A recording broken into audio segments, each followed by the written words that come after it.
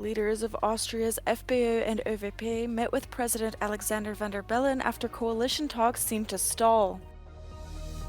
Transatlantic twilight is the expression used by think tank ECFR following its survey on relations between the EU and Donald Trump's United States.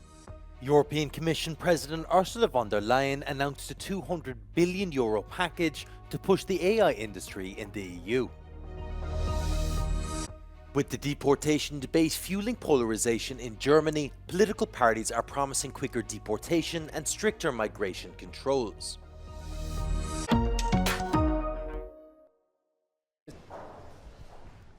Leaders of Austria's far-right FPÖ and conservative ÖVP met with President Alexander Van der Bellen on Tuesday after coalition talks seemed to stall.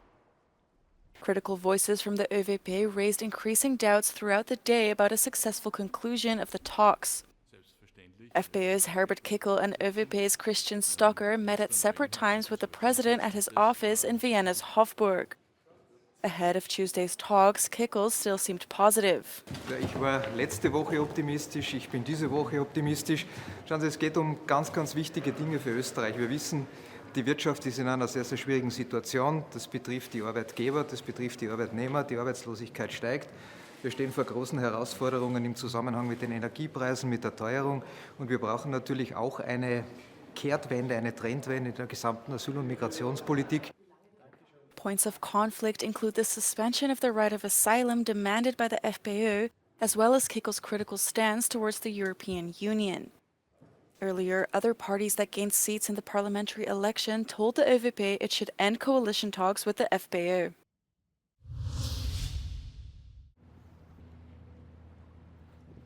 The European Union will respond to the 25% tariffs on steel and aluminium imposed by US President Donald Trump. The president of the European Commission, Ursula von der Leyen, has assured in a statement that unjustified tariffs on the EU will not go unanswered and will be met with firm and proportionate countermeasures. According to von der Leyen, the EU will act to defend its economic interests and protect its workers and businesses. Von der Leyen has not yet specified how the EU will defend itself against US tariffs. However, her message has received support from a large number of MEPs, but not the Patriots for Europe, who believe the Green Deal is partly to blame. Quiero proteger a nuestros productores de aceite, a los de tomate, a nuestro sector pesquero, al productor de cebolla y al del acero, el del aluminio o al de los coches. Y lo que ha hecho la Comisión von der Leyen es dejar a los nuestros desamparados. Eso es lo que nosotros queremos. ¿Cuál es la mejor medida? Pues que la tomen los que gobiernan. Pero en cualquier caso no tomemos medidas que perjudiquen a los nuestros. In 2018, Brussels responded to Trump's tariffs with similar measures on US steel and aluminium, something that could be done again. Because of the damage to the United States making America. The transatlantic twilight.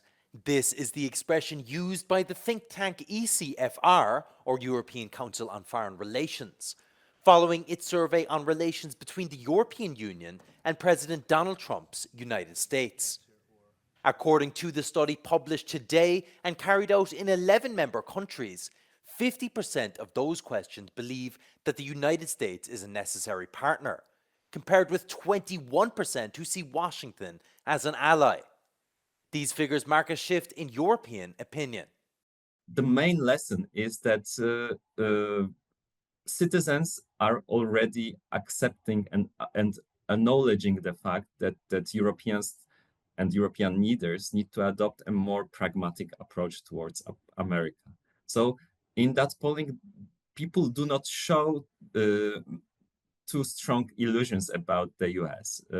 They kind of accept that if Trump wants it transactional, then we need to be open to a transaction as well. Faced with Donald Trump's America First slogan, the report's authors suggest that the Union should prepare to defend its interests and turn the page on the historic transatlantic link. So we call it a transatlantic twilight because we believe that the old transatlanticism is over and the new one is supposed to be born. It can be born based on the action of the European mainstream, who could adopt a more transactional and pragmatic approach. In such a scenario, yes, the transatlantic relationship would be based less on the values than it was the case in the past.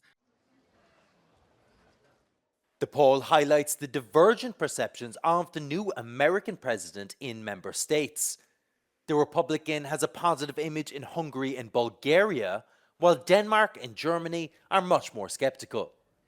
This is why the authors of the study call on EU leaders not to act in isolation, to try to establish a privileged relationship with Donald Trump at the expense of their European partners.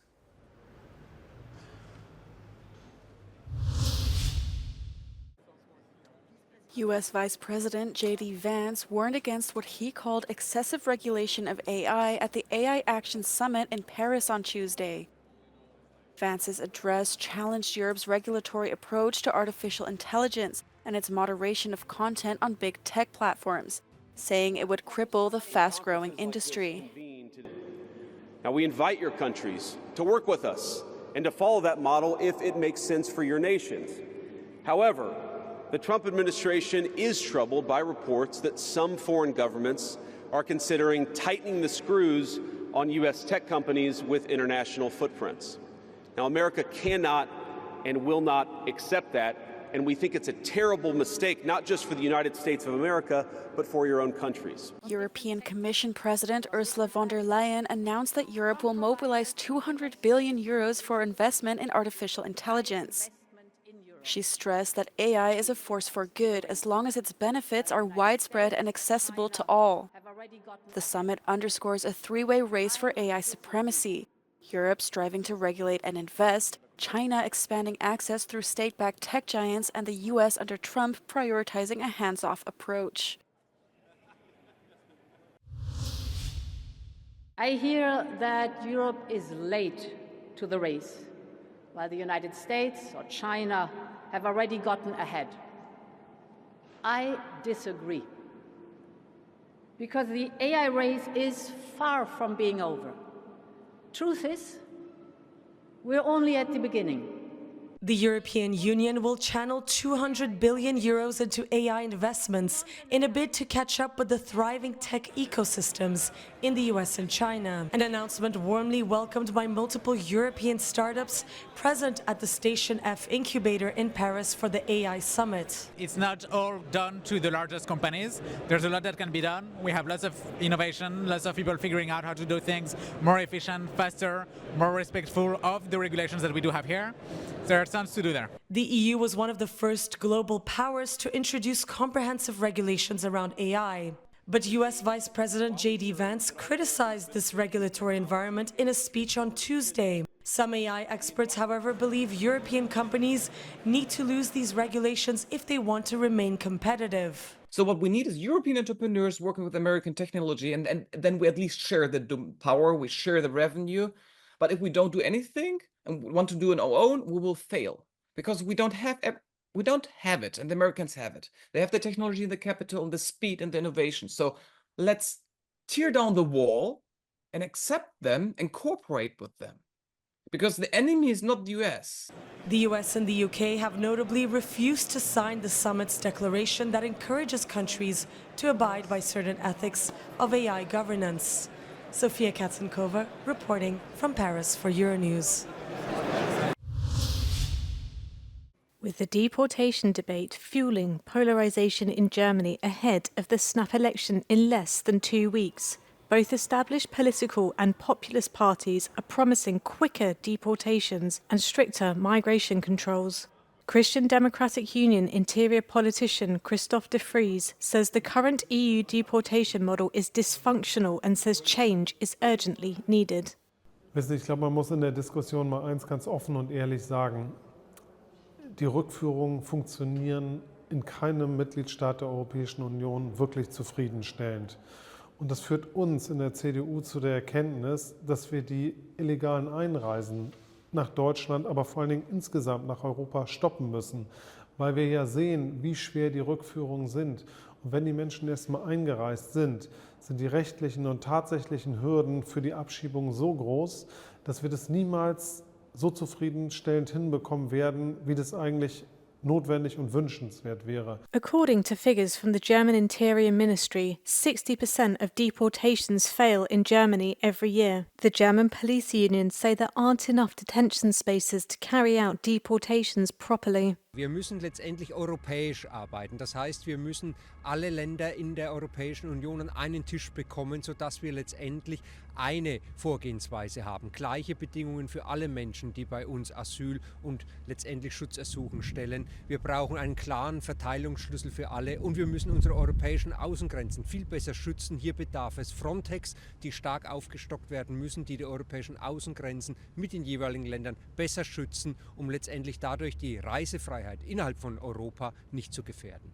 Legal expert Daniel Time says the system doesn't work because of poor interagency cooperation and high levels of cases. Deutschland ist ein Einwanderungsland, was braucht. Aber wir müssen wahrscheinlich wirklich unterscheiden zwischen Fachkräfteeinwanderung, qualifizierte Leute, die im Ausland die Sprache lernen, dann nach Deutschland kommen, von Anfang an arbeiten, Geld verdienen, in der eigenen Wohnung wohnen und eine Asylmigration, die häufig, das zeigen uns die Statistiken, leider gering qualifiziert ist, wo die Leute kein Deutsch sprechen, dann erstmal arbeitslos sind, vom Staat untergebracht werden und auch die durchaus sehr großzügigen deutschen Sozialleistungen in Anspruch nehmen. Das sind zwei ganz unterschiedliche Formen von Migration. Und ich befürchte, dass dieser negative Asyldiskurs die absolut notwendige positive Einstellung zu Fachkräftemigration untergräbt. Liv Stroud in Berlin for Euronews.